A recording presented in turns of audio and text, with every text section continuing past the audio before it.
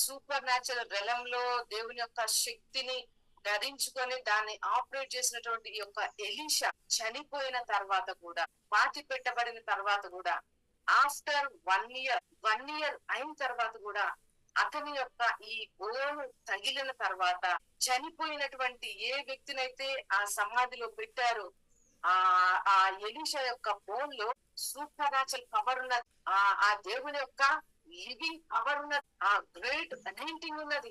ఆ పవర్ ఎప్పుడైతే ఈ బోను ఆ డెడ్ బాడీని తాకిందో, ఈ డెడ్ బాడీ అనేది ఆ ఎలీషా బోనుని ఎప్పుడైతే తాకిందో, నిజంగానే పాత పెట్టబడినటువంటి ఈ శవం అనేది ఎలీషా బోన్ తోటి రిజరెక్ట్ అయింది. ఎలీషా బోన్ తోటి లైఫ్ వచ్చింది.